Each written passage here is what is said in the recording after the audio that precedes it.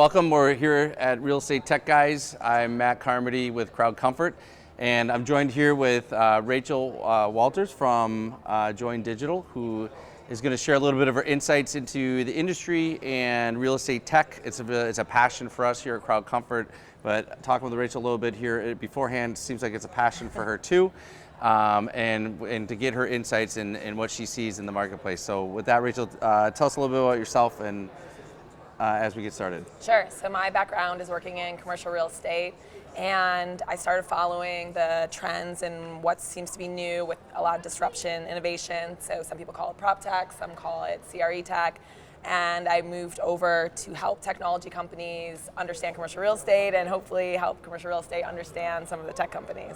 Nice. So you're like that go-between, that bridge between the two. Yes. And you also are a part of a group called Boston Built Tech. Is that correct? Can you tell me a little bit about that? Sure. So a lot of prop tech companies are based in New York, where a lot of the commercial real estate companies are. But in Boston, there is a really great amount of tech startups in this space. And we would travel to different events, and it would be this Boston crew together. So we want to really be the resource for people in Boston, for commercial real estate owners, corporate real estate, to find technology innovations and work together.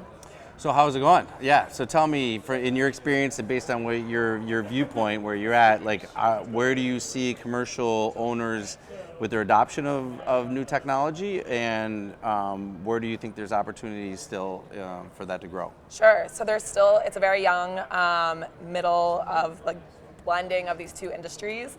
But even just in the last year, seeing startups grow, having millions of square feet in commercial real estate, seeing more commercial real estate owners adopt innovation teams, data analysts. So it's really, the trajectory is amazing. When I would go to events last year, it would be kind of the same people and the same prop tech VCs, but seeing a lot of traditional companies get into it. If it's lawyers, accountants, it's pretty exciting. It's interesting. So you just mentioned VC. So how much are you familiar with the investment side of technology and commercial too, or not as much?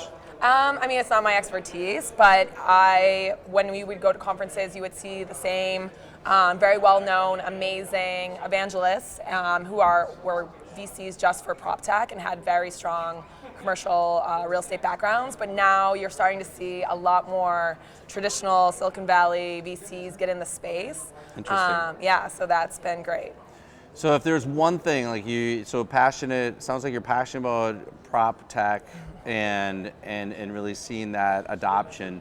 If there's one technology or one area of technology application that you're passionate about, what would that be? Sure. So I think sometimes more traditional people get turned off by flashy amenities, or they focus on the beer kegs for the tenants. And I think really when we look at really dialing it back and being simple to technologies or innovations that create efficiencies or help tenants, employees, building management become more efficient and more productive. So I think that's a very baseline. For me, I've somehow landed into becoming internet and connectivity evangelist. So I think that's extremely important. As work grows more into the cloud and as people really need to be connected over different satellite offices, the digital experience is really important. So making sure the internet is reliable is step one.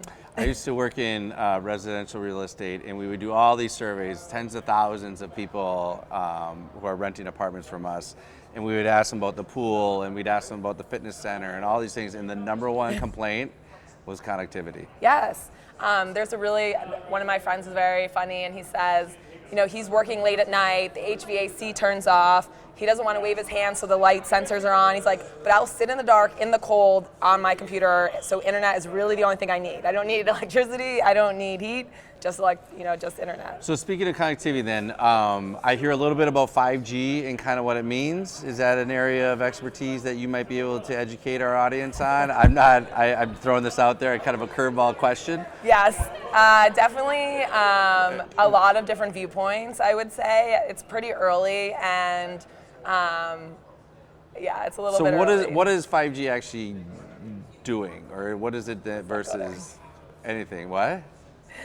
Is that the question that everybody's asking? Yeah, I mean, everybody is. And, there's some people that are maybe miseducating. So I think there really needs to be more standards and more education just in general. Okay. Is that going to change the game, the connectivity game, or not really? I think there's a lot that will change the connectivity. People and commercial real estate owners that are developing buildings and are starting to adopt wired score standards. Yep. Making sure that the fiber connections and the backup and the redundant networks, and really pushing some of the incumbents and the traditional providers to have better support, be more reliable. So there's a lot of disruption in that space. So if I'm pushing an owner of a building not only to become more green and become better windows, you're also saying you need to be pushing for wellness and more actually connectivity and that's just as important as much as like renovating your windows or your hard surfaces. Yeah, if not even more important. from a customer retention or from a customer service perspective. Yeah, I mean, that's a number one demand. Yes, definitely. Interesting. Well, Rachel, I don't really know if I have any more questions for you. I think your insight's awesome, and I really appreciate your time here with us today. I hope that you will come back and continue to educate us on your expertise. Thank you so much. Thank you.